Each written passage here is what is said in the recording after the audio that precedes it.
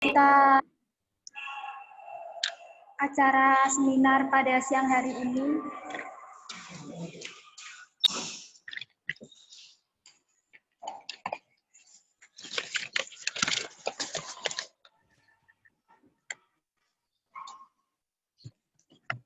Bismillahirrahmanirrahim. Alhamdulillahirrabbilalamin. Wabihi nasta'in ala umuri dunya waddin. Assalatu wassalamu ala asrafil anbiya'i wa imamil mursalin. Sayyidina wa maulana Muhammadin wa ala alihi wa sahbihi amma ba'd. Yang terhormat Ibu Pemateri, Ibu Ina Fauziatillah MHI. Yang saya hormati Ketua serta Pengurus Senat Mahasiswa Fakultas Syariah IAIN Kudus, serta para peserta yang berkenan mengikuti seminar pada siang hari ini.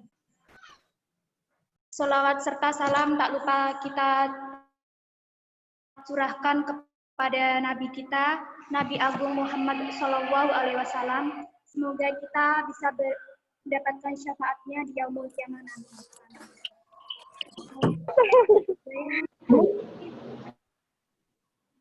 Di sini saya sebagai moderator akan memperkenalkan pemateri kita.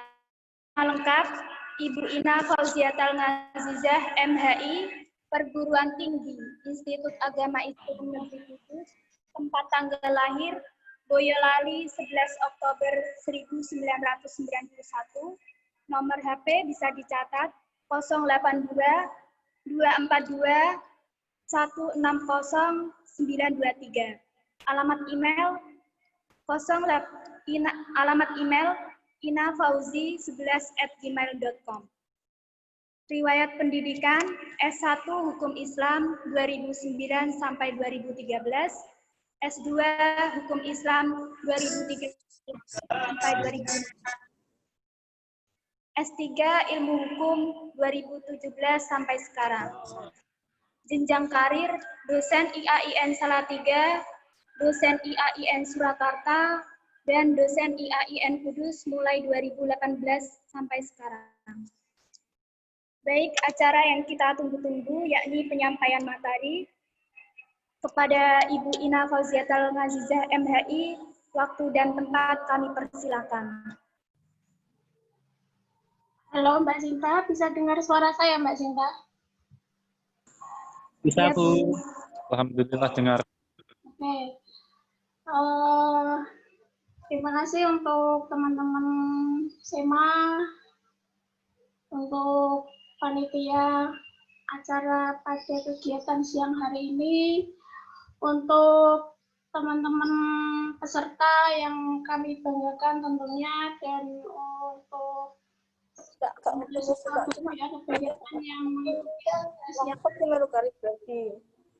yang saya juga mengharapkan teman-teman mahasiswa yang lama semester 3 ke atas untuk bisa mengikuti kegiatan pada siang hari ini. Karena apa? Ya memang karya tulis ilmiah ini adalah materi yang sangat diperlukan untuk sivitas akademia, ya, entah dia dosen ataupun mahasiswa seperti itu. Nah, kemudian saya sangat senang sekali kepada acara hari ini karena saya dipercaya oleh teman-teman panitia mengisi bagian ini, bagian di mana memang sudah saya menjadi sesuatu yang gelisah untuk saya secara pribadi terhadap perkembangan dan progres karya tulis ilmiah untuk mahasiswa Fakultas Syariah. Jadi kesempatan siang hari ini tentu tidak saya lewatkan begitu saja karena acara ini sebenarnya sudah pengen saya buat, saya bentuk dengan tim pengelola Fakultas Syariah karena belum ada kesempatan saja, dan ternyata oleh SEMA kemudian mewadahi kegiatan siang hari ini dengan tema karya tulis ilmiah. Nah, kemudian ada slide yang pengen saya tambahkan untuk teman-teman semua, karena judul kita itu adalah workshop, ya, artinya adalah pelatihan penulisan karya ilmiah. Bentar, masih loading sepertinya. ada materi yang pengen saya tampilkan di kegiatan siang hari ini. Sudah bisa terlihat belum?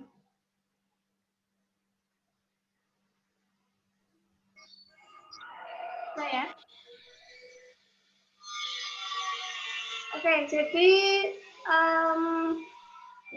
latihan karya tulis ilmiah ini sebenarnya sudah sering sekali diadakan oleh perguruan tinggi lainnya, sudah sering dibuat, dicanangkan, dilaksanakan oleh perguruan tinggi lainnya, bahkan bukan hanya untuk mahasiswa saja, tetapi untuk kalangan para peneliti ataupun dosen. Nah, untuk kesempatan hari ini, tentu saya akan menyesuaikan bagaimana iklim karya tulis ilmiah yang dibuat oleh mahasiswa dengan tidak mengindahkan atau mengesampingkan etika cara menulis karya tulis ilmiah. Gitu. Jadi apa saja yang harus dilakukan, apa saja yang harus diperhatikan dalam pembuatan karya tulis ilmiah. Jadi begini, jujur memang di lingkungan Fakultas Syariah sendiri masih sangat minim karya ilmiah yang dibuat oleh mahasiswa. Masih sangat minim sekali. Bahkan ketika kita diminta untuk mengisi form tentang penelitian ilmiah mahasiswa, karya yang sudah bisa diterbitkan di jurnal, kami mengalami kesulitan dan solusinya kami harus membongkar dokumen skripsi yang dibuat oleh mahasiswa semester akhir untuk kami modif ulang supaya ini bisa dimasukkan untuk mengisi kekosongan form di dalam penunjangan akreditasi fakultas kita. Nah, sebab itu semoga dengan adanya acara ini teman-teman mahasiswa Fakultas Syariah, HKI maupun HES semester 1, 3, 5 ataupun 7 sekalipun semakin tergugah, semakin semangat untuk yuk kita sama-sama mengembangkan fakultas kita, membesarkan fakultas kita melalui karya tulis ilmiah. Karya tulis ilmiah yang dalam hal ini tentu tidak hanya tersimpan saja di dalam laptop, tetapi bagaimana karya tulis ilmiah ini bisa dipublish di jurnal berskala nasional bahkan internasional gitu ya. Untuk Fakultas Syariah sendiri ada 2 jurnal yang bisa dikatakan memiliki skala nasional untuk mewadahi mahasiswa maupun dosen yang akan mempublish karyanya ke dalam wadah yang resmi. Gitu. Jadi Fakultas Syariah sudah membuka pintu pertama. Oke, silahkan teman-teman yang punya niat mempublish karya pikirannya ke dalam sebuah tulisan dengan skala nasional. Ini sudah ada 2 pintu yang dibuka oleh Fakultas Syariah. Bahkan kami, Fakultas Syariah mengharap mana nih mahasiswa Fakultas Syariah kok belum ada. Nah, seperti itu. Jadi pada masa-masa ini kami Fakultas Syariah, pengelola Fakultas Syariah sedang akan memulai bagaimana caranya mahasiswa ini bisa terlibat dalam penulisan karya ilmiah.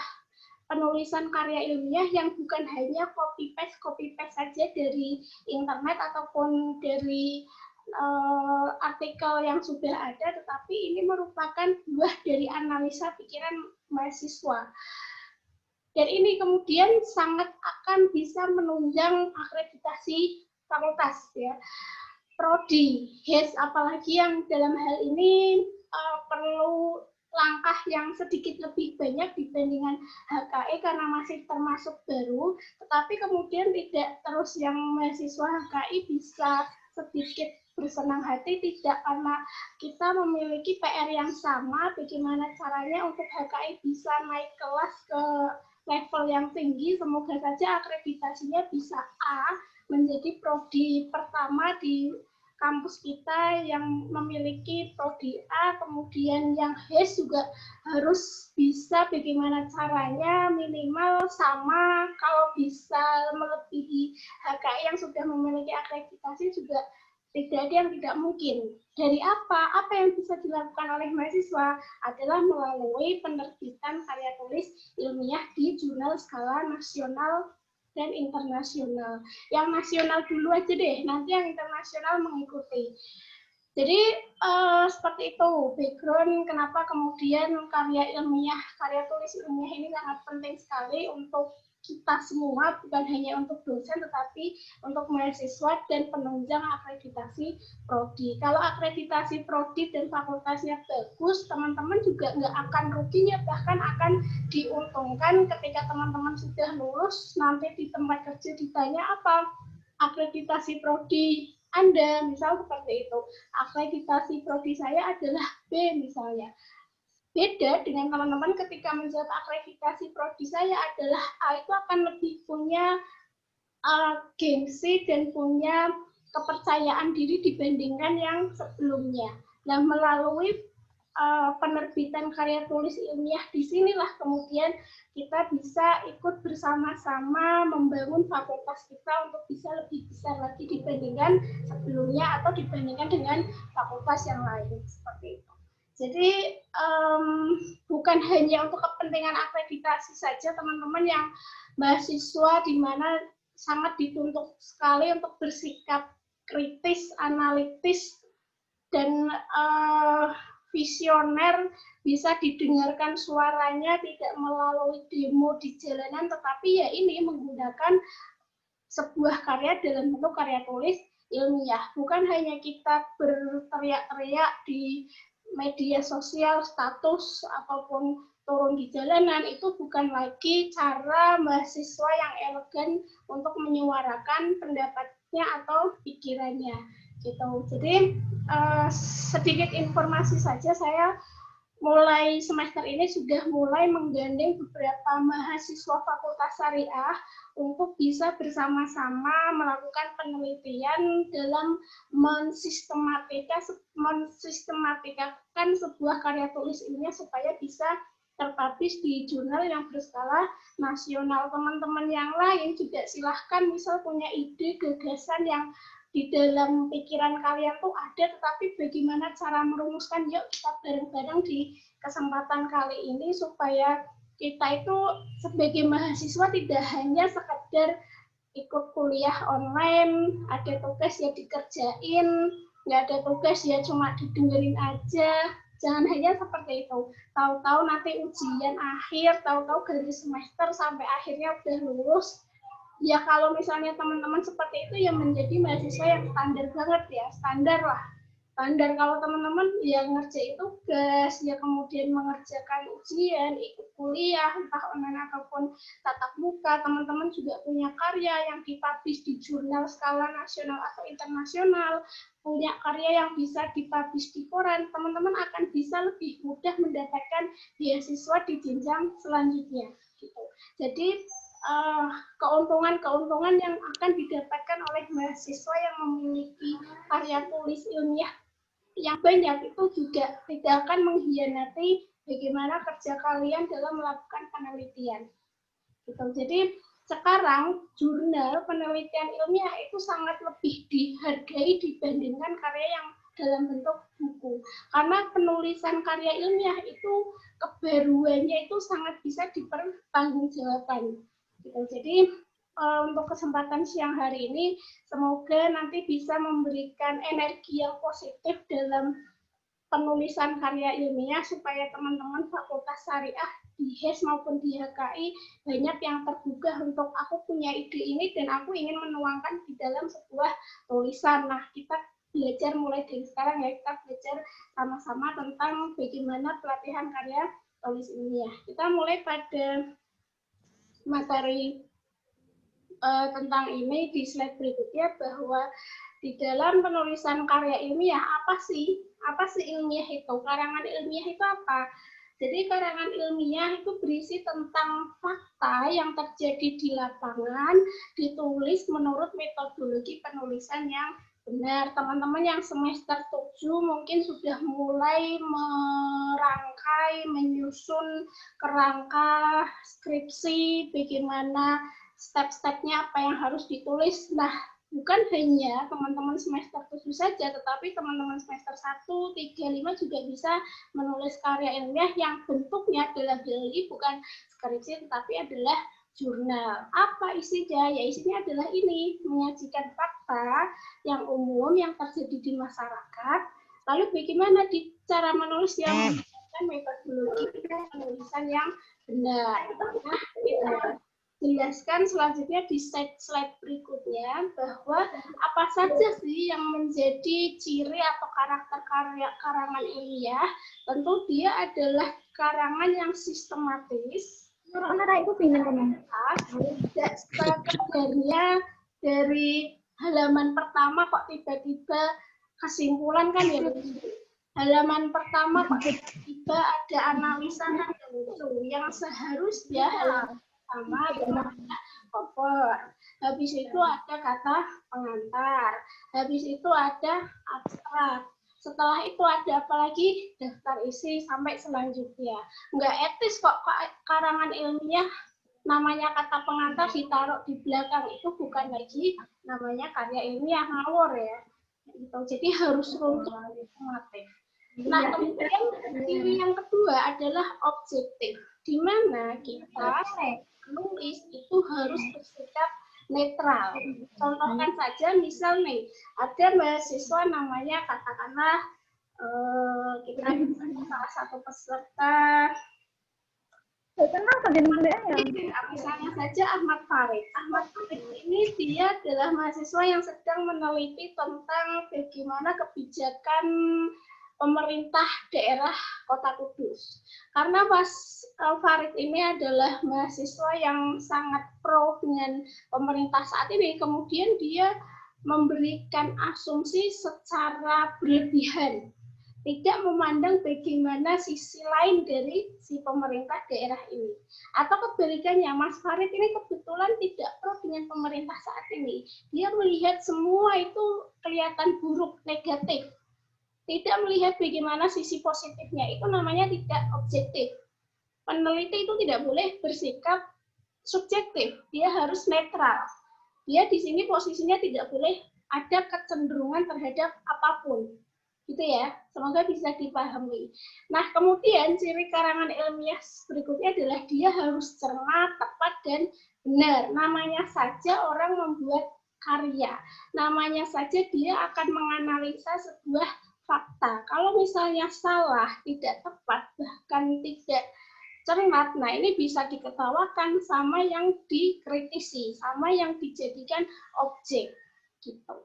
Tidak bersifat persuasif. Persuasif itu adalah tidak bersifat mengajak.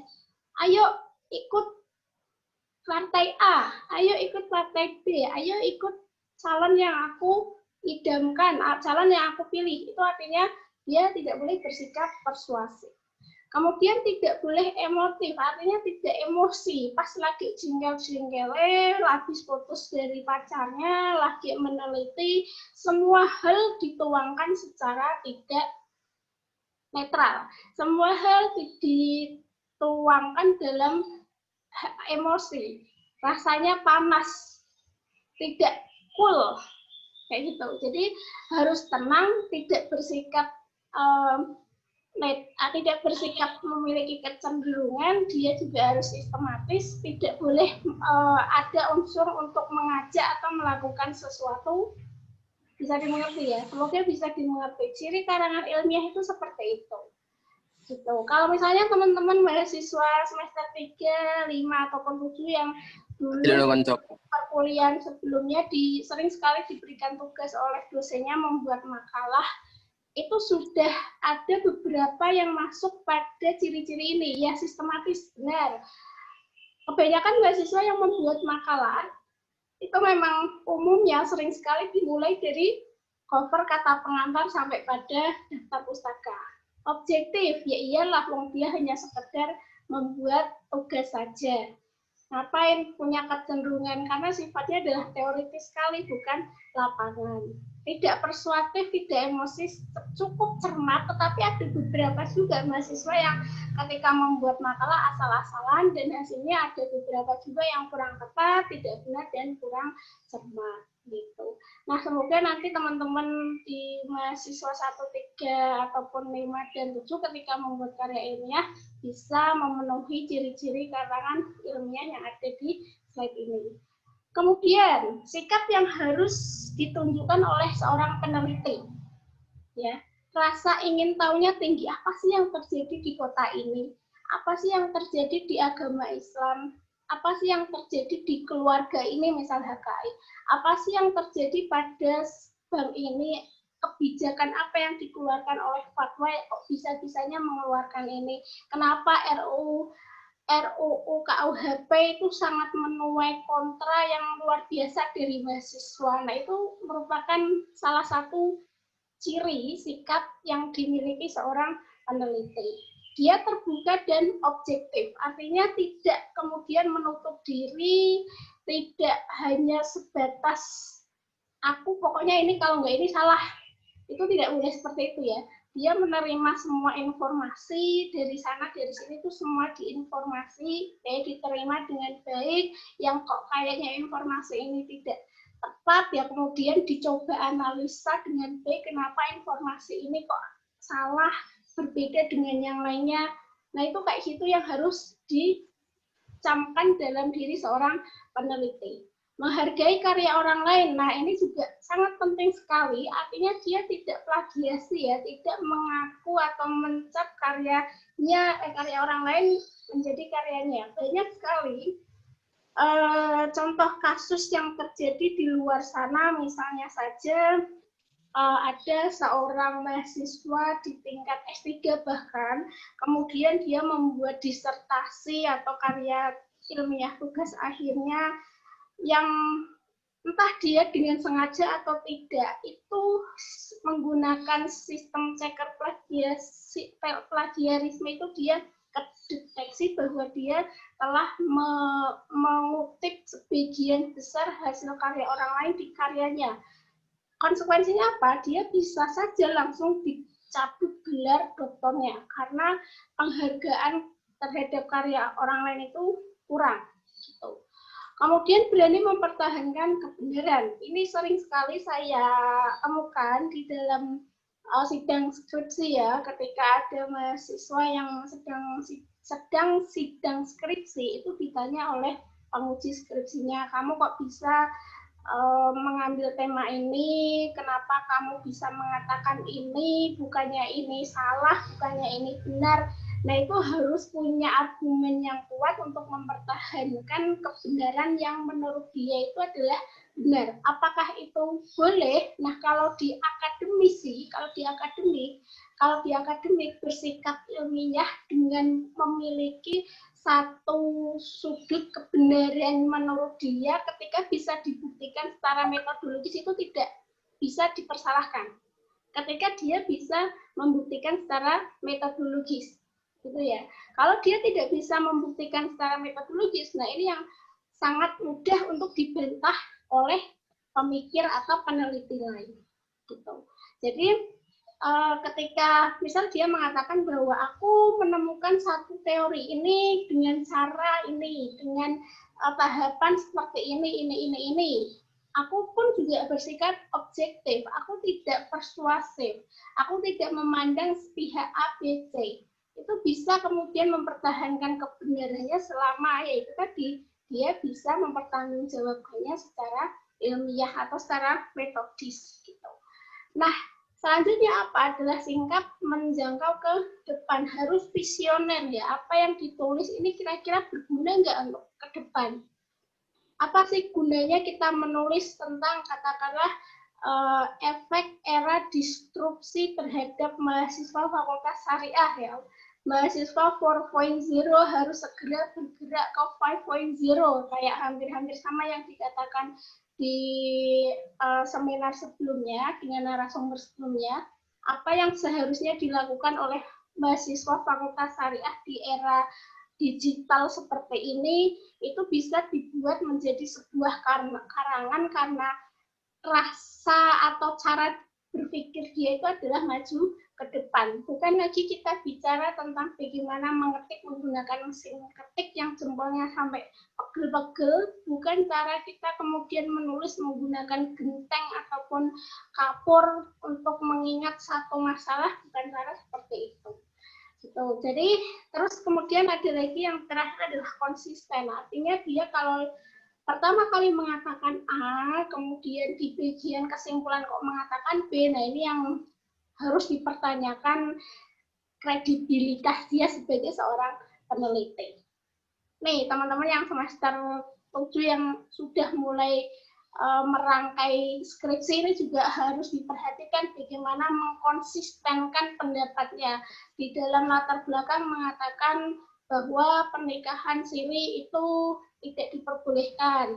Tahu-tahu nanti di bagian kesimpulan pernikahan siri diperbolehkan menurut ini. Jadi saya mengikuti pernikahan siri yang diperbolehkan karena menurut ini adalah boleh. Nah, itu artinya tidak konsisten ya.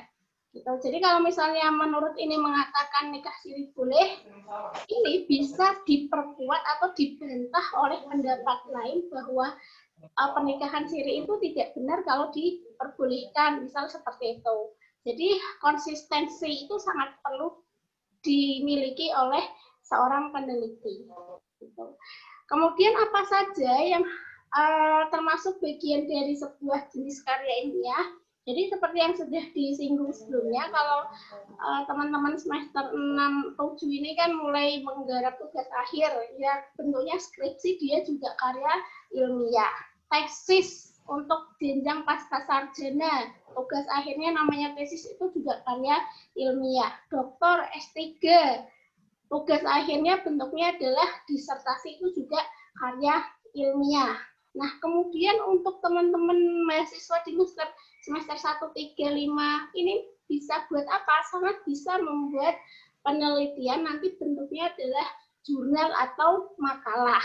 Ya, sangat bisa sekali. Makalah itu bisa nggak nanti menjadi sebuah jurnal? Sangat bisa kalau menemukan satu kebaruan dengan menggunakan data yang metodologis gitu. Kalau makalah isinya hanya sebatas teori, copy paste dari teori-teori yang sudah ada tanpa menyajikan data yang terjadi di lapangan seperti apa, nah itu kemudian yang belum bisa disebut sebagai sebuah karya ilmiah yang layak untuk dipublish di jurnal berskala nasional atau internasional, seperti itu. Nanti coba kita diskusikan lagi tentang karya ilmiah ini seperti apa. Teman-teman bagaimana cara menanggapinya dan bagaimana responnya, nanti kita lihatlah bagaimana nanti di sesi diskusi. Kemudian yang selanjutnya adalah struktur karya tulis ilmiah. Apa saja sih yang harus ada di dalam sebuah karya ilmiah itu? Ya, judul sudah tentu pasti harus ada.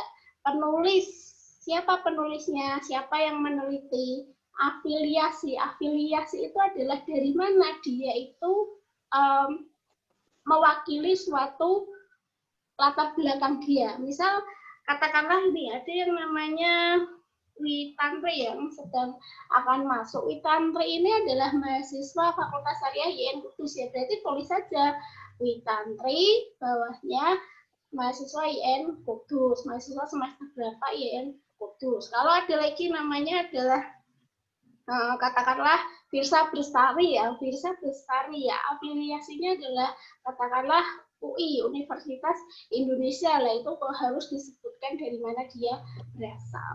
Gitu. Kemudian abstrak, intisari dari sebuah rangkaian tulisan itu apa? Nah itu ditulis dalam sebuah abstrak atau bisa kita katakan sebagai miniatur tulisan yang kita buat di bagian sebelumnya. Ini sangat standar sekali harus ada di sebuah karya ilmiah. Kalau di makalah sering bukan sering lagi, bahkan tidak ada abstraknya ya, langsung aja kemudian pendahuluan, latar belakang dan lain sebagainya ya, karena memang pada dasarnya makalah itu belum bisa kita sebut sebagai karya ilmiah yang bisa dipublish di jurnal ya seperti itu. Ada beberapa kelemahan atau hal-hal yang harus lebih kita modif lagi supaya makalah itu bisa kita publish di jurnal internasional. Gitu. Kata kunci itu apa? Kata kunci itu kita lihat dari judulnya. Judulnya ini dominasinya tentang apa sih? Ya, misalnya HKI berbicara tentang perceraian, dispensasi anak, harta gono gini, misal lagi warisan ya, berarti kata kunci atau kata yang paling mendominasi dari karya tulis ilmiah itu disampaikan di dalam rangkaian kata kunci. Kalau HES misalnya hukum produk-produk perbankan syariah, hukum produk-produk perbankan bank konvensional, bagaimana bank umum dan bank BPR. Nah, seperti itulah contoh-contohnya. Pendahuluan ini sangat standar sekali, isinya adalah latar belakang, rumusan masalah, tujuan, dan lain sebagainya. Metode, cara apa yang digunakan untuk merumuskan penelitian ini? Apakah dengan wawancara, apakah dengan pengamatan, apakah langsung turun ke lapangan, survei? Dengan penelitian ini bentuknya pustaka atau lapangan. Nah, itu dijelaskan di dalam metode atau cara-caranya ya. Hasil dan pembahasan. Hasilnya apa sih dalam penelitian ini, dalam karya ilmiah ini? Kebaruan apa yang didapatkan dari sebuah karya tulis ilmiah? Inilah yang kemudian menjadi titik balik dari pentingnya sebuah karya tulis ilmiah yang harusnya tidak hanya dilakukan oleh dosen saja, tetapi untuk mahasiswa pun juga bisa, dan ya hampir-hampir bisa kita katakan sunnah menuju wajib lah untuk mahasiswa melakukan atau membuat sebuah karya tulis ilmiah gitu.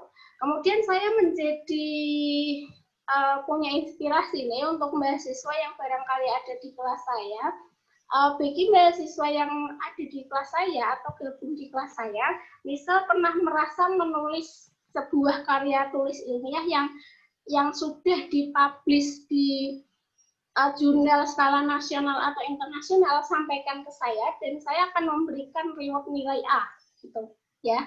Teman-teman yang pernah mempublish karyanya dalam sebuah jurnal skala nasional atau internasional, sampaikan ke saya yang ada di kelas saya ya, yang mengikuti perkuliahan saya di semester ini, sampaikan ke saya, nanti saya akan memberikan reward nilai A gitu. Jadi cukup menarik. Saya mengikuti bagaimana jejak dosen saya ketika masih kuliah di UIN Sunan Kalijaga Yogyakarta. Beliau mengatakan, kamu mahasiswa kelas ini yang punya karya ilmiah yang dipublish di jurnal skala nasional atau internasional atau minimal lah bisa ada yang pernah mempublish tulisannya di koran atau surat kabar, saya akan kasih kamu nilai A.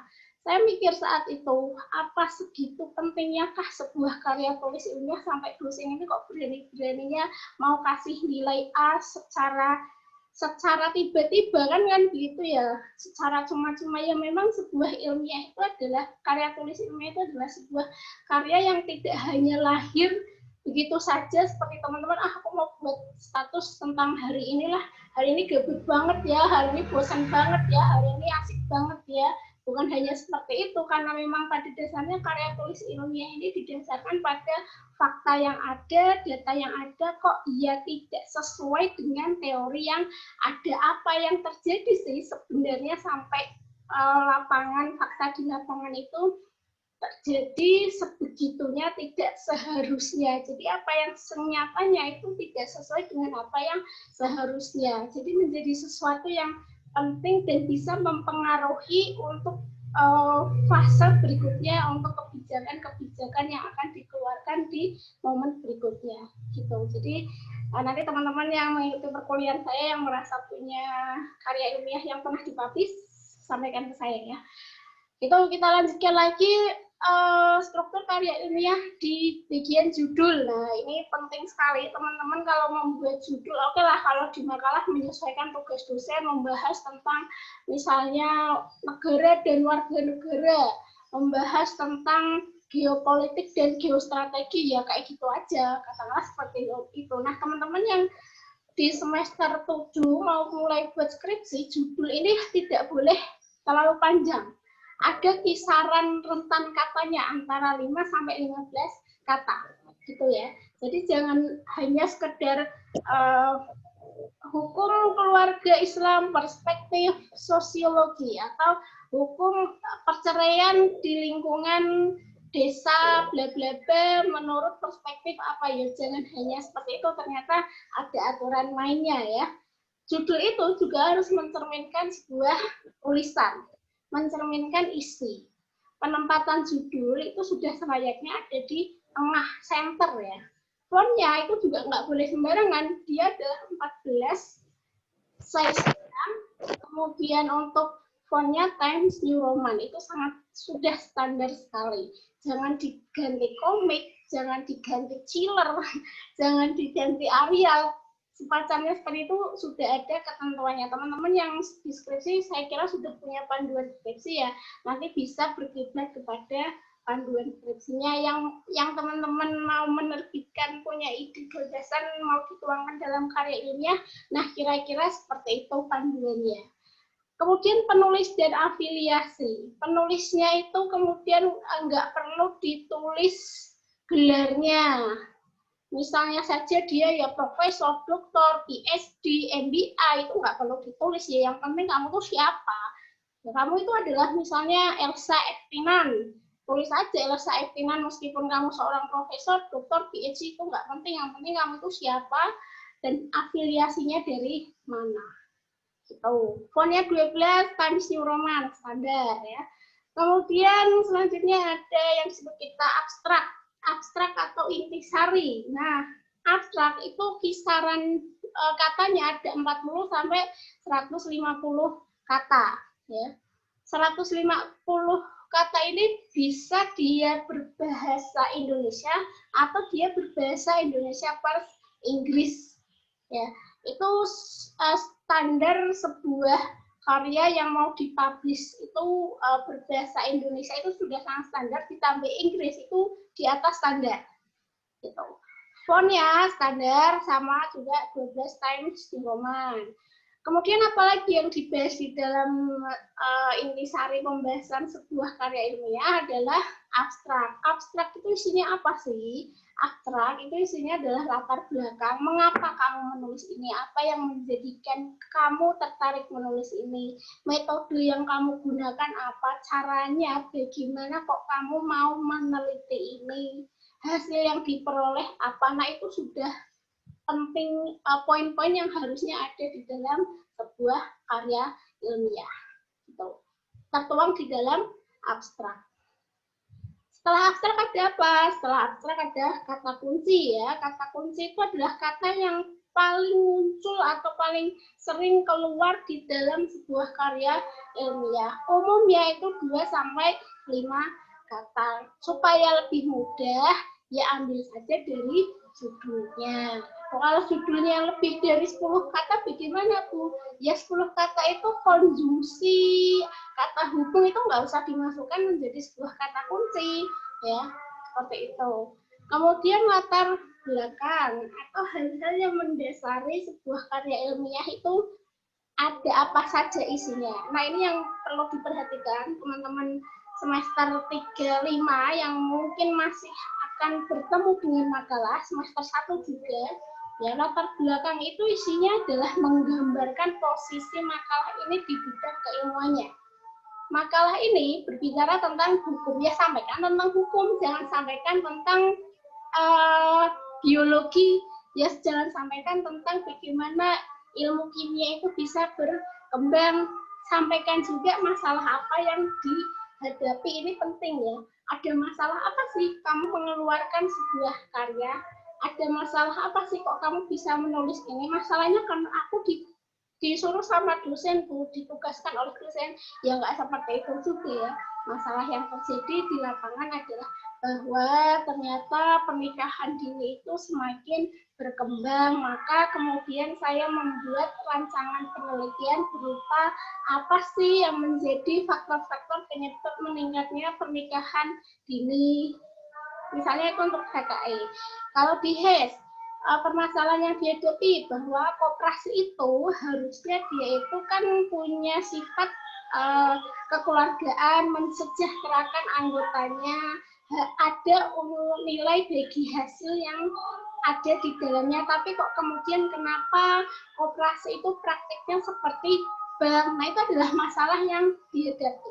Apa yang terjadi di masyarakat itu tidak sesuai dengan apa yang seharusnya, tidak sesuai dengan apa yang senyatanya.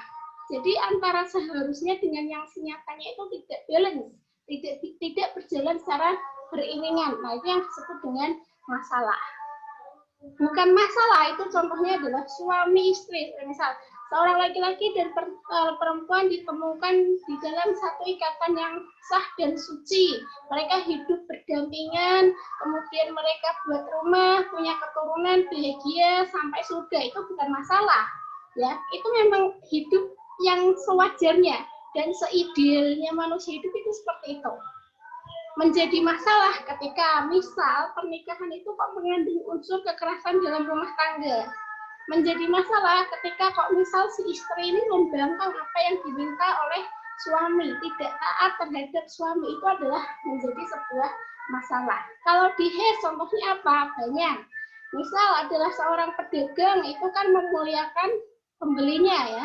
Itu sudah wajar sekali nanti dapat untung, kemudian si pembeli juga dapat keuntungan dari barang yang dia beli, laba yang diterima oleh penjual ini nanti bisa dimanfaatkan untuk sekolah anaknya, itu sudah ideal sekali.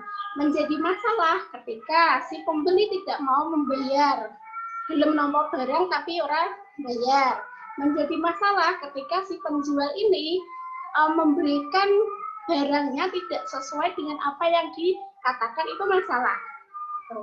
Ya, semoga bisa dipahami. Kemudian tujuan pustaka yang akan mendukung hasil dari pembahasan. Masuknya apa tujuan pustaka yang akan mendukung hasil dari pembahasan adalah, misal nih tadi ya, masih dengan contoh yang sama. Rumah tangga itu kan idealnya bahagia, sakinah, mawaddah, warahmah ya. Kemudian ada waktu di mana si laki-laki ini melakukan kekerasan dalam rumah tangga. Ini si peneliti mengatakan bahwa ini tidak benar. Oke, dukungan untuk kamu mengatakan tidak benar itu apa? Ya, sampaikan saja teori-teori yang sudah ada bahwa rumah tangga itu harus sakinah, mawaddah, warahmah sesuai dengan surat An-Nisa ayat sekian yang berbunyi sekian, misal seperti itu. Ya. Kemudian bahwa pembeli tidak boleh melakukan riba, tidak boleh mengambil keuntungan yang berlebihan di dalam transaksi jual beli. Apa yang bisa mendukung pendapatmu? Ya, sampaikan saja bahwa halalul bai'a wa harama riba. Bisa dimengerti ya? Semoga bisa dimengerti. Nanti kalau tidak bisa dimengerti kita lanjutkan di sesi diskusi. Kemudian hipotesa. Hipotesa itu adalah kebenaran awal, atau bisa kita katakan adalah kesimpulan awal. Oh, berarti yang namanya kekerasan dalam rumah tangga tidak boleh, karena merugikan perempuan ataupun laki-laki yang menerima perbuatan itu. Kemudian saya mengatakan bahwa itu merugikan, berarti itu adalah tidak benar. Dibuktikan dengan apa? Nanti di bagian pembuktian analisa itu bisa dibuktikan bahwa undang-undang di Indonesia itu sudah memberikan wadah bahwa KDRT itu tidak disetujui oleh organisasi manapun. Nah, itu bisa seperti itu. Tujuan penelitian apa? Adalah mengemukakan apa yang akan diinginkan dari seorang peneliti. Bertujuan untuk menggali kebenaran bahwa rumah tangga itu harusnya misalkan harus sakinah, mawaddah, warahmah. Untuk membuktikan bahwa yang namanya transaksi jual beli itu tidak boleh merugikan berdasarkan ayat yang ada di dalam Al-Quran seperti itu. Nah, untuk selanjutnya kita bahas tentang teori hipotesa ya. Untuk mendapatkan teori, bagian teori yang berbentuk formula ataupun dalam bentuk pernyataan ilmiah yang dikutip dari berbagai referensi. Hipotesa itu juga merupakan suatu dugaan atau ramalan. Makanya kenapa tadi saya bilang ini adalah kebenaran awal, pemikiran awal ya. Jadi harus dibuktikan dengan beberapa data hukum, entah dia data lapangan ataupun data yang ada di dalam pustaka. Tuh. Kemudian metode atau cara yang bisa digunakan itu kemudian harus bagaimana sih? Metode itu harus dibuat menggunakan narasi yang jelas. Misalnya mau menggunakan wawancara, ya berarti apa saja yang harus ditulis di dalam wawancara itu, harus rinci kalimatnya, juga tidak boleh kita itu seperti wartawan yang sedang mencari kebenaran di tengah tuntutan berita yang sedang ditunggu oleh masyarakat. Itu tidak seperti itu juga. Jadi dinarasikan dengan sistematis, kira-kira kalau mau membuktikan tentang perspektif gender ataupun perspektif larangan kekerasan dalam rumah tangga, nah itu harus di-list terlebih dulu. Metodenya wawancara, ya berarti itu harus dibuat daftar pertanyaan. Metodenya adalah observasi. Nah, kemudian juga apa yang akan didapatkan dari pengamatan itu juga harus di-list terlebih dahulu. Menggunakan metode standar internasional ataupun standar nasional. Nah, ini memang sudah sangat wajar sekali ya menggunakan standar nasional ataupun internasional seperti helm berlabel SMC ya, kayak gitu juga ya. Dapat dilakukan oleh orang lain. Metode ini bukan hanya seperti yang kita, pokoknya aku pakai cara ini, walaupun orang lain tidak bisa menggunakan cara ini, aku nggak peduli ya, nggak gitu juga. Aku menggunakan cara-cara goib, ya nggak gitu juga ya, karena memang metode goib itu tidak bisa diterima oleh semua orang, maka tidak bisa mengatakan menggunakan cara itu adalah cara yang benar. Gitu. Boleh menggunakan cara orang lain dengan mencantumkan namanya. Nah, ini untuk menghindari praktek-praktek plagiasi ya. Tidak boleh menggunakan cara-cara orang lain tanpa menyebutkan namanya. Hasil dan pembahasan sebuah karya ilmiah itu penulisan hasil dan pembahasannya itu bisa disatukan dan bisa dipisahkan. Bagaimana kemudian standar sebuah penulisan itu memberikan standar bakunya masing-masing. Gitu. Mau mintanya dipisah ya dipisah saja, mintanya disatukan ya disatukan saja. Jadi itu tergantung dari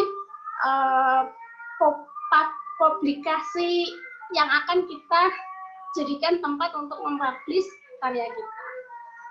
Kemudian penyajian data atau hasil itu bisa berbentuk tabel, gambar, grafik, ataupun diagram bebas. Analisa hasil itu mengacu pada pendahuluan teori ataupun hipotesa. Ya, apa yang tadi ditulis di awal ya berarti paling enggak sama yang di akhir itu konsisten gitu ya.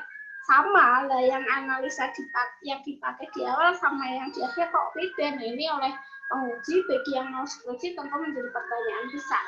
Bagi reviewer yang akan mereview hasil karyanya, nah ini juga akan menjadi pertanyaan besar. Cara penulisan tabel ini juga harus diperhatikan. Cara penulisan tabel itu tulisannya di atas tabel ya, jangan di bawah tabel. Nah, kalau gambar tulisannya itu ada di bawah gambar. Nah, ini beberapa aturan main ketika kita akan menyajikan sebuah pembahasan ataupun hasil dari data. Nah, lanjutannya, narasi atau gambar atau tabel itu ditampilkan sebelum gambar atau tabel. Jadi narasi dulu nih, uraiannya dulu disampaikan, ditulis, atau kemudian gambar atau tabel ini. Bandingkan hasil yang diperoleh dengan hasil orang lain. Nah, itu menjadi poin penting dalam membuktikan bahwa kita itu ada barunya, ada kebaruannya, tidak kopas atau tidak jiplak dengan karya orang lain. Sama ketika kemudian saya mengkoreksi hasil makalah mahasiswa yang ada di mata kuliah Pancasila, katakanlah ya. Mahasiswa di mata kuliah Pancasila berbicara tentang geopolitik di semester ini. Semester kemarin saya juga membahas makalah yang berbicara tentang geopolitik. Hampir sama isinya. Tidak ada kebaruan yang ada di dalamnya. Nah, kemudian itu belum bisa dikatakan itu sebuah karya ilmiah. Karena hasilnya pun sama. Gitu ya. Bahas dengan standar yang ada. Jangan menggunakan membahas tidak sesuai dengan standar. Standarnya ini ya ditulis dengan ini.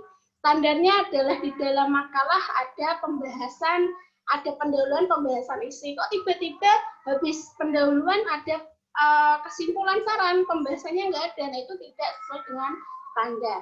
Di dalam pembuatan skripsi, ada bab 1, 2, 3, 4, 5. Bab 1 membahas tentang latar belakang. Loh kok tiba-tiba masuk ke bab 4, analisa, bab 2 sama 3-nya nggak ada. Nah, itu juga tidak membahas dengan sesuai standar. Kemudian, ketika ada fenomena baru itu disampaikan. Nah, ini yang penting dalam sebuah karya ilmiah. Apa sih yang menjadi kebaruan? Apa sih yang ada? Apa sih yang terjadi di masyarakat sekarang? Nah, itu disampaikan. Jangan sampai ada plagiat atau meniru karya orang lain tanpa menuliskan pendapat, tanpa menuliskan nama itu. Jadi plagiasi itu ada dua macam ya. Plagiat secara bahasa, dicontoh, yusak uni-unine yang kalimat pertama dimulai dari Pancasila adalah, kemudian ada mahasiswa yang mengatakan sama menggunakan kalimat yang sama persis. Nah, itu adalah praktek plagiat. Isi, kita mengambil isi atau ide orang lain itu juga merupakan plagiat, sekalipun itu menggunakan bahasa yang berbeda, itu juga bisa disebut plagiat. Tidak disebut plagiat ketika satu kita mencantumkan orang yang mengatakan itu atau membahasakan itu disebut tidak plagiat, gitu ya. Jadi semoga mahasiswa yang khususnya mengikuti workshop pada siang menjelang sore hari ini dihindarkan dari praktek-praktek plagiasi, praktek-praktek yang menulis sebuah karya tanpa menulis atau mencantumkan kepemilikan dari pemilik karya ini, pemilik karya sebelumnya. Kemudian untuk selanjutnya adalah, nah ini yang sering sekali saya temukan di mahasiswa, tugas-tugas mahasiswa, kesimpulan itu bukanlah abstrak. Kesimpulan itu bukanlah uraian ulang yang ada di dalam pendahuluan ataupun pembahasannya. Ini bikin saya gemes dan sering sekali saya untuk mengulang-ulang dan tidak henti-hentinya untuk saya mengulang apa yang saya sampaikan. Tidak lelah-lelahnya saya untuk sering menyampaikan kepada mahasiswa saya bahwa kesimpulan itu bukanlah rangkaian ulang dari apa yang ada di dalam pembahasan. Kesimpulan itu adalah pendapat, pandangan penulis berdasarkan fakta atau kenyataan yang dikemukakan di bagian sub hasil dan pembahasan. Pandangan, apa sih yang bisa ditarik kesimpulan, apa sih kesimpulan yang dapat ditarik di dalam pembahasan sebelumnya. Oh, ternyata bahwa Pancasila untuk masa sekarang masih diminati, masih teraplikasikan dengan baik, walaupun tidak semua kalangan memahami betul apa itu Pancasila. Nah, itu baru bisa disebut kesimpulan. Bukan kok kemudian Pancasila terdiri dari 5 sila. Sila pertama adalah ketuhanan yang maha esa. Nah, itu bukan kesimpulan ya. Hati-hati teman-teman semester 7 ataupun 1, 3, 5 yang ada beban tugas membuat karya ilmiah itu harus diperhatikan. Ya. Kesimpulan bukanlah abstrak. Kesimpulan bukanlah fakta yang telah dikemukakan, bukan lagi disampaikan ulang. Berdasarkan fakta atau data yang telah diuraikan di bab sebelumnya, maka penulis bisa menyimpulkan atau dapat menyimpulkan atau dapat menguraikan bahwa bla bla bla bla bla, bahwa praktik perbankan di bank konvensional itu tidaklah jauh berbeda dengan apa yang ada di bank syariah. Nah, seperti itulah bahasa-bahasa kiranya tentang kesimpulan. Kemudian ucapan terima kasih ini sebenarnya juga tidak harus ada, tetapi ya tidak ada salahnya juga kalau ada. Kalau misalnya ini untuk ucapan terima kasih yang diberikan kepada teknisi atau sumber dana bagi mereka yang menulis karya ilmiah dalam bentuk penelitian, jurnal, dan lain sebagainya. Nah, kalau misalnya skripsi ya diucapkan terima kasih kepada dosen pembimbing misalnya, atau kepada lembaga yang menjadi tempat penelitian, dan lain sebagainya. Nah, ini teman-teman mahasiswa semester 1, 3, 5, atau 7 yang saya banggakan bahwa penulisan karya ilmiah itu bisa didanai dari manapun ya. fakultas ya kampus IAIN Kudus sendiri menyiapkan dana khusus untuk penelitian yang tentu saja ini tidak hanya ditawarkan kepada dosen, tetapi juga untuk mahasiswa yang barangkali akan melakukan penelitian atau riset entah pribadi ataupun kolaboratif dengan dosen. Tergantung nanti penelitian yang akan dilakukan di ACC atau tidak oleh DIPA atau sumber yang akan mendanai dari gitu. Dan untuk slide yang selanjutnya, slide yang terakhir tentang penulisan referensi atau menemukan sumber dari mana dia akan mendapatkan tulisan atau gagasan ini, nah itu harus wajib ada ya di dalam daftar pustaka. Gitu. Nah, nanti untuk teman-teman semester 1 yang belum terbiasa membuat makalah dan lain sebagainya, banyak contoh-contoh makalah yang teman-teman bisa minta share dari kakak-kakak tingkat atau di internet juga banyak bagaimana cara membuat makalah, tapi pada dasarnya entah dia makalah skripsi sekalipun itu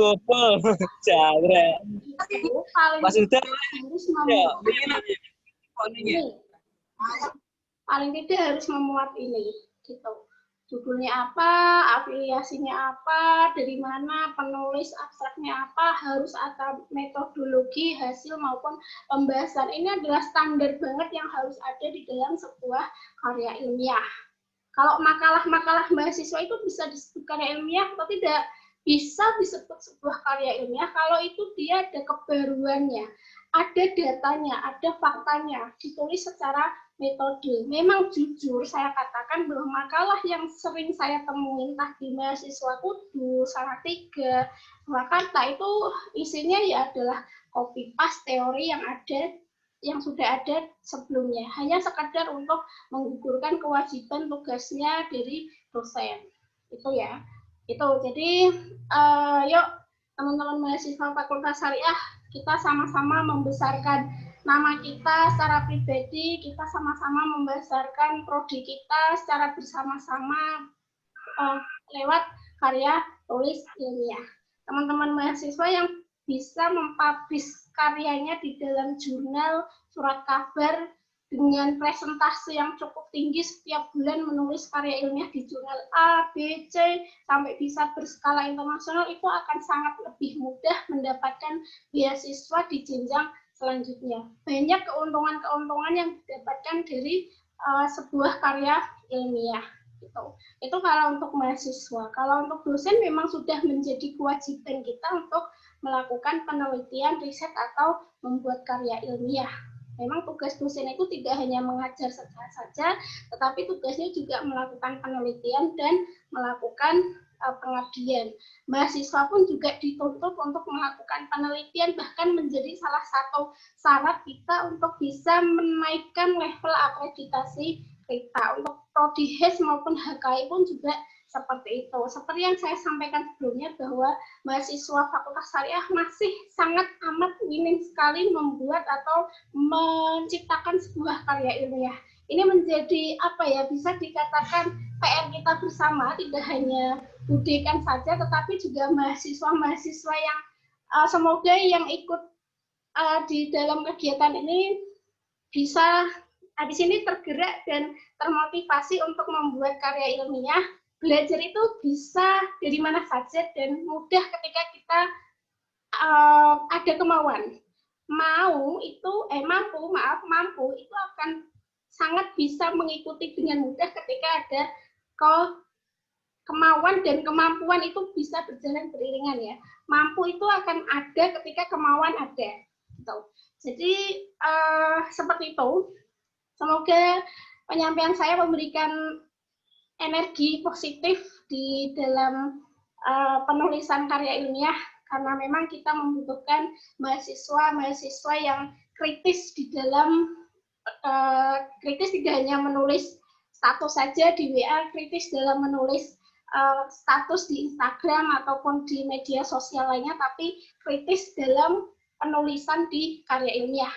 gitu. Itu sangat kami harapkan dan kami tunggu-tunggu. Kalau teman-teman buat status dosennya kok telat ya, atau dosennya kasih tugas kok berat banget, nah itu ya kami cuma hanya ya oke, baiklah, kayak gitu aja. Cuma kalau misalnya teman-teman mengkritisi kebijakan pemerintah, kebijakan apa, undang-undang lewat karya ilmiah, kami akan sangat WOW banget. Wah, ini mahasiswa keren banget gitu. Dan kita bisa tandingkan ini mahasiswa di luar sana ketemu sama mahasiswa lain. Jadi kita punya gengsi yang lebih bahwa ada nih yang kita bisa banggakan dari mahasiswa kita. Gitu. Terima kasih. Saya kira cukup ya. Penyampaian saya kita lanjutkan di sesi diskusi. Saya kembalikan kepada moderator. Silahkan, moderator. Baik, terima kasih kepada pemateri atas penyampaiannya. Yaitu selanjutnya yakni sesi diskusi. Kami membuka tanya jawab. Bagi peserta yang ingin bertanya, dimohon untuk terlebih dahulu memperkenalkan identitas diri dan menyalakan video dan suaranya.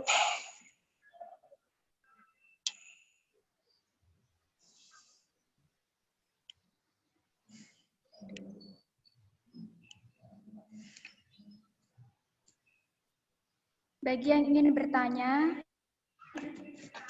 dimohon untuk menyalakan video dan suaranya, dan terlebih dahulu untuk memperkenalkan identitasnya.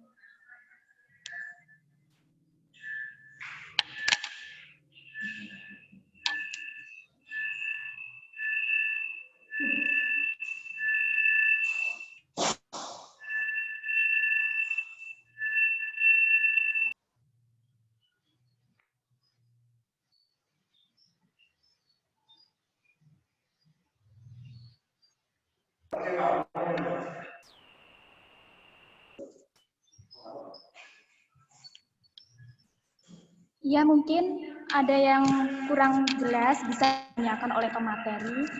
Ini seminarnya sangat menarik sekali ya.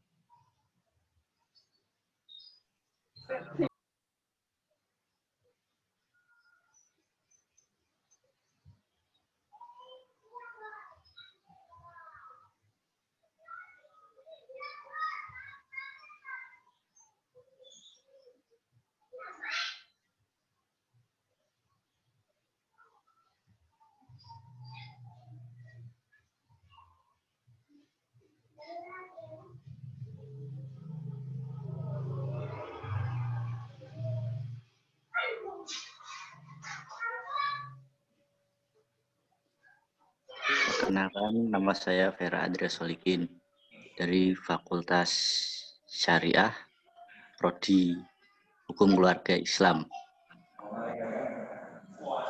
Mau tanya cara penulisan catatan kaki pada makalah ataupun karya ilmiah. Ya. Sekian, terima kasih. Assalamualaikum warahmatullahi wabarakatuh. Waalaikumsalam warahmatullahi wabarakatuh. Ini disambung dulu atau langsung dijawab, Mbak Sinta? Langsung aja, Bu. Oke. Ya. Penulisan catatan kaki ya. Jadi begini, Mas, siapa tadi yang tanya? Mas Vera Andrea. Catatan kaki itu sebenarnya sudah mulai untuk tidak dipraktekkan lagi. Tetapi memang untuk sebagian atau beberapa dosen masih menggunakan penggunaan catatan kaki. Catatan kaki itu apa saja yang urutannya atau tulisannya.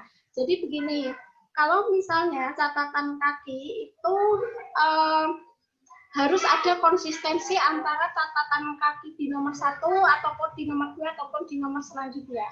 Misalkan saja, kemudian karya ini diambil dari sebuah karya seorang peneliti atau seorang ilmuwan atas nama Vera Andrea ya. Tulis saja Vera Andrea, koma, kemudian tahun terbitnya apa, kapan, kemudian judul bukunya apa, kemudian habis itu kota terbitnya apa, titik 2, habis itu penerbitnya apa, koma, habis itu halaman. Halaman ini ditulis secara konsisten H titik atau HAL titik atau HLM titik, baru kemudian halaman berapa. Itu harus konsisten. Nah, terkadang di dalam makalah ataupun karya ilmiah yang sudah ada, di halaman 1 ditulis H titik 135. Di halaman berikutnya itu ditulis HLM titik 234 misal. Nah, itu inkonsisten yang kemudian harusnya tidak ada di dalam sebuah karya ilmiah dalam bentuk skripsi ataupun makalah. Cuma sebagai informasi saja bahwa footnote itu sudah mulai tidak diberlakukan lagi. Kenapa? Karena penulisan footnote itu terkadang memboroskan halaman, lebih tidak efisien lagi ketika kemudian hanya ditulis batas body note saja. Ya, body note itu hanya ditulis nama pengarang, tahun dan halaman taktil. Habis itu nanti dilanjutkan di daftar pustaka. Itu akan sangat lebih efisien ketika menggunakan footnote. Ya, masih ada memang beberapa prakteknya, tetapi sudah mulai tidak dipraktekkan lagi. Sekalipun masih ada yang menggunakan cara penulisan referensi dalam bentuk footnote. Itu Mas Vera Andrea, semoga bisa menjawab pertanyaannya Mas Andrea. Kalau misalnya kurang dimengerti, silahkan disampaikan lagi. Sudah, Baik, terima kasih. Penanya pertama. Selanjutnya, jika ada yang ingin bertanya, saya persilahkan.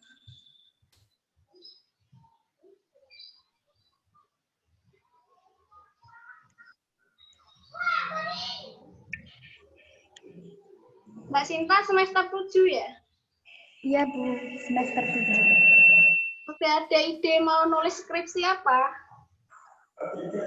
Baru itu, Bu. Ketiga itu, Bu. Sebenarnya bisa menjadi kesempatan untuk teman-teman semester 7, kan ini sudah mulai masuk ke tugas akhir nih. Bagaimana cara menemukan ide, bagaimana cara menemukan gagasan supaya bisa mudah untuk diterima oleh penguji. Itu bisa kita bahas sebenarnya di acara ini atau di kegiatan ini. Teman-teman yang semester 1, 3, dan 5 juga pun demikian, tetapi semester 7 ini kan sudah hampir-hampir penentuannya ini kan berdasarkan skripsi tugas akhir karya ilmiah. Sudah di memenuhi atau di kegiatan itu. Tuh, Mbak Sinta atau teman-teman yang lain silahkan kalau ada yang mau bertanyakan tentang karya ilmiah.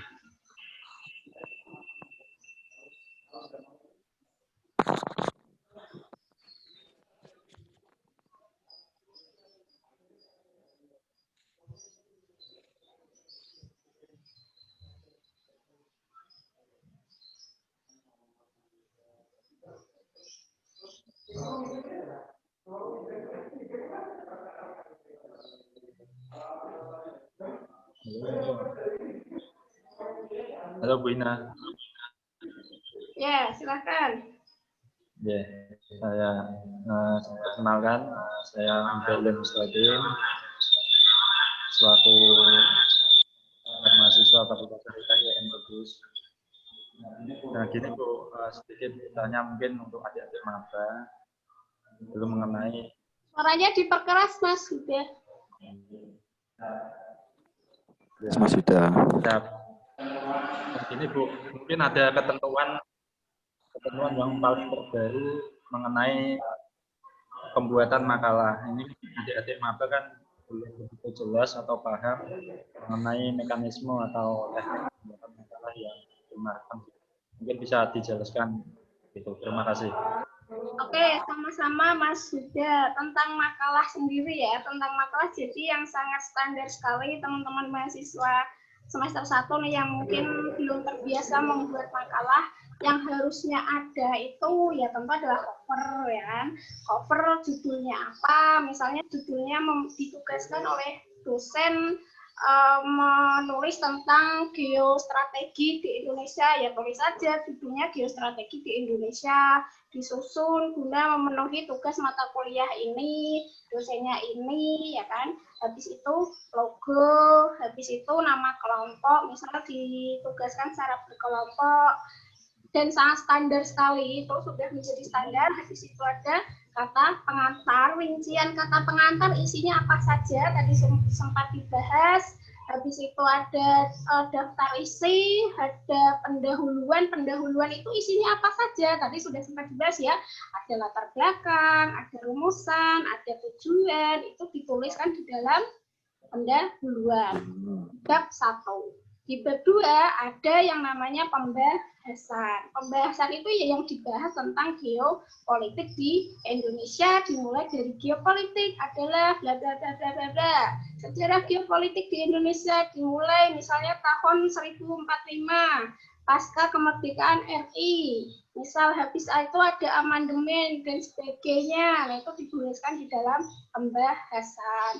Di bab kedua, di bab ketiga ada yang disebut dengan penutup, isinya adalah kesimpulan dan saran. Ingat, kesimpulan itu seperti yang saya sampaikan tadi, bukan adalah uraian yang sudah dibahas di pembahasan sebelumnya, tetapi adalah gagasan atau pikiran yang dihasilkan dari data-data yang sudah ada.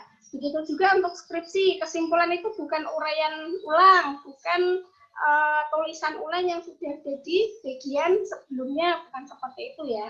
Nah, kalau misalnya mau membuat makalah, teknik apa saja, caranya dan contohnya bagaimana, itu bisa kita googling di mana saja, sangat mudah sekali kita akses. Tetapi isiannya, intisarinya itu harus diperhatikan adalah apa yang tadi sudah saya sampaikan tadi.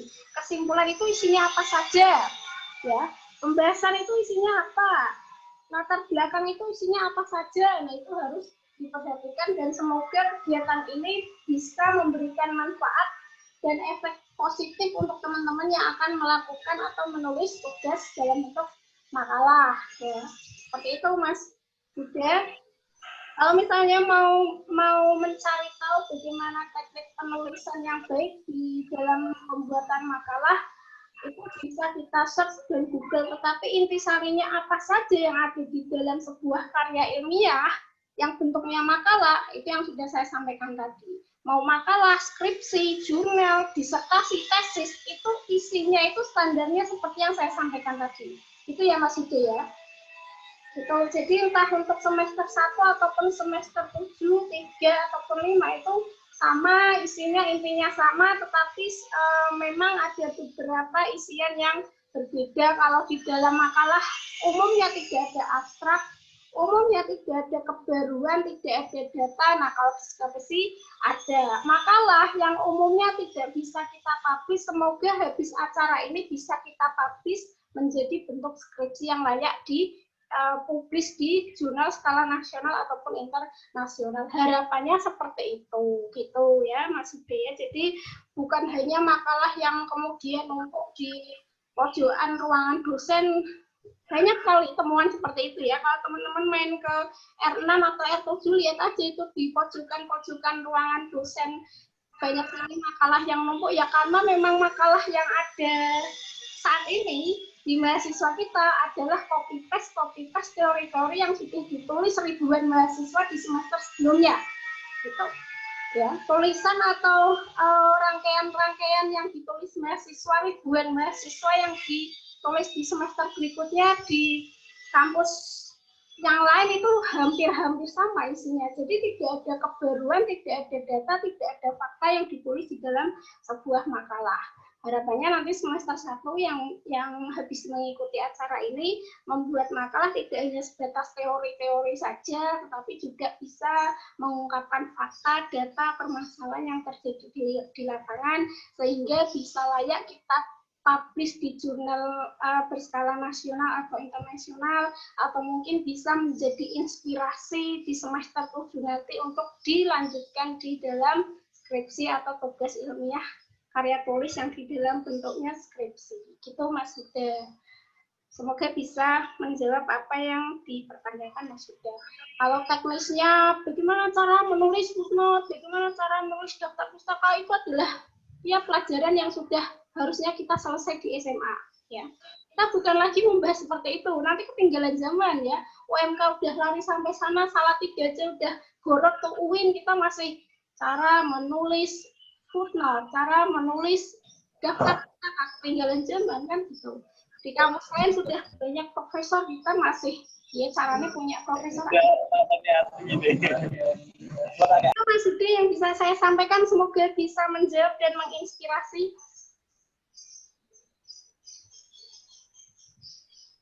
Ada tanggapan? Silahkan. Bagi peserta yang ingin bertanya lagi,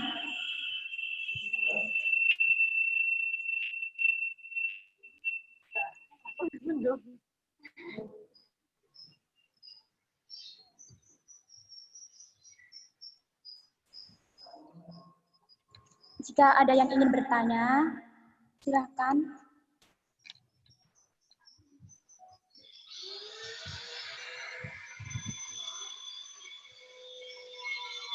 Buat adik-adik maba, ini seminarnya sangat menarik sekali ya. Mungkin kita bisa belajar bagaimana nantinya kita membuat karya ilmiah, seperti bisa membuat makalah, skripsi dengan benar.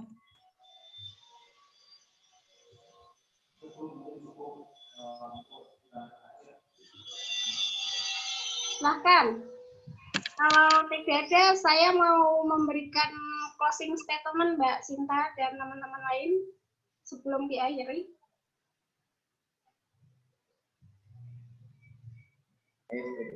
Ya Bu, mungkin langsung di closing statement aja. Ya.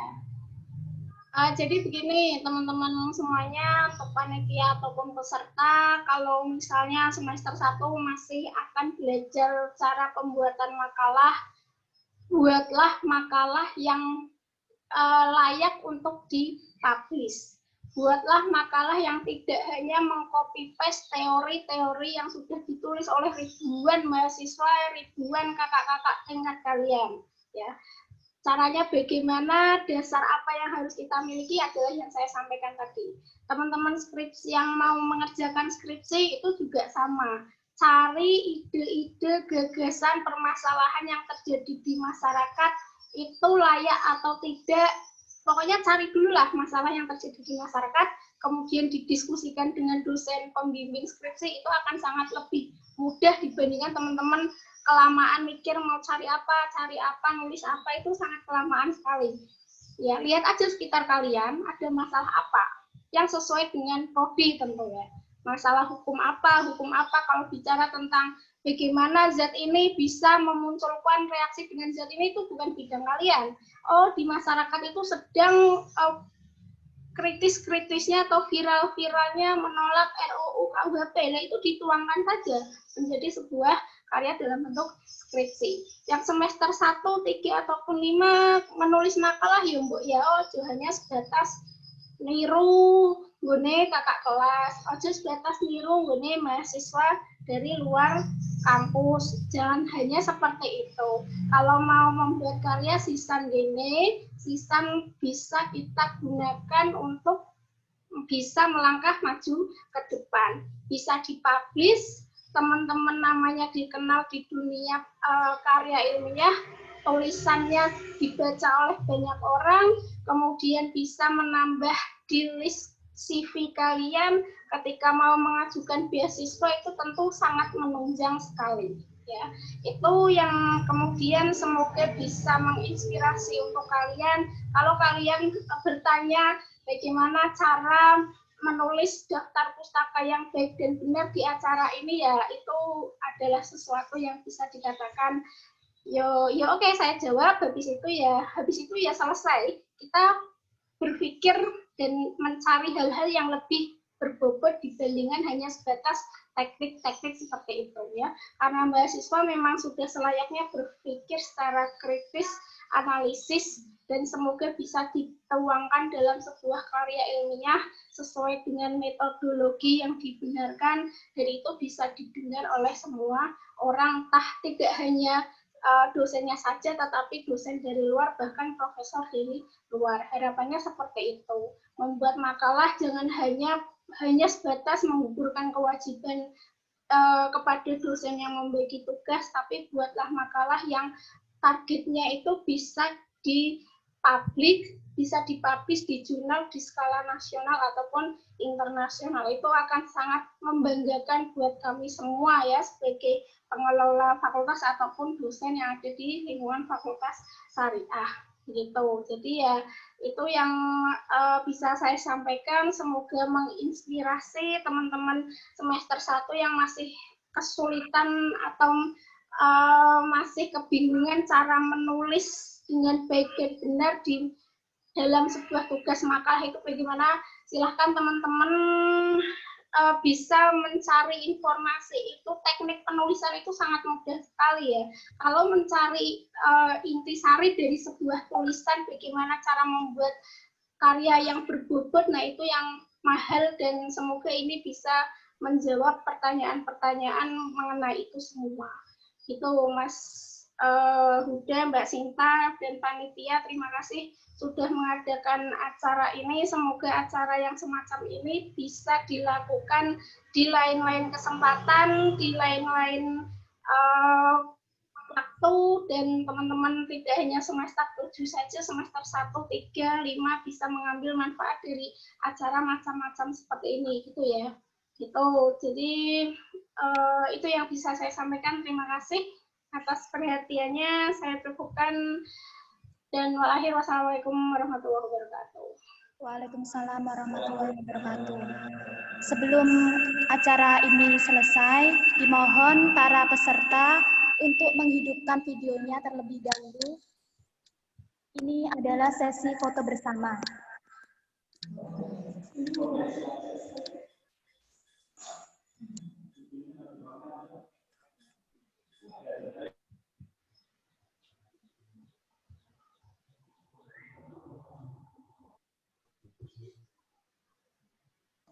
Baik, terima kasih.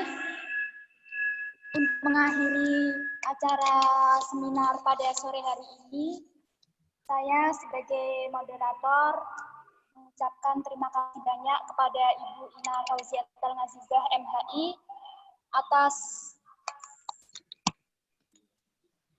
penyampaian materinya, dan terima kasih banyak kepada para peserta seminar pada sore ini yang telah berkenan untuk mengikutinya. Semoga kita semua dapat mengambil manfaat dari seminar ini, dan kita semua bisa kembali bertemu di acara seminar-seminar selanjutnya. Terima kasih. Wassalamualaikum warahmatullahi wabarakatuh. Waalaikumsalam warahmatullahi wabarakatuh. Waalaikumsalam warahmatullahi wabarakatuh.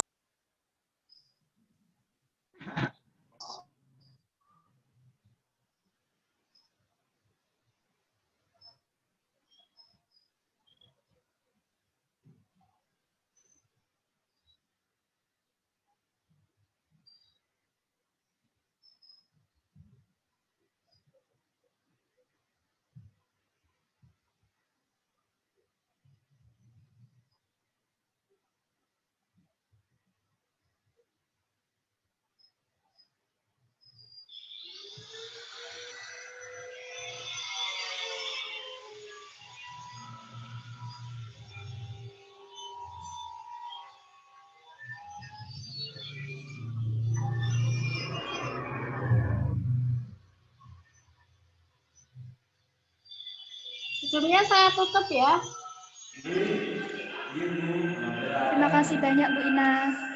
Ya, terima kasih kembali teman-teman panitia dan peserta.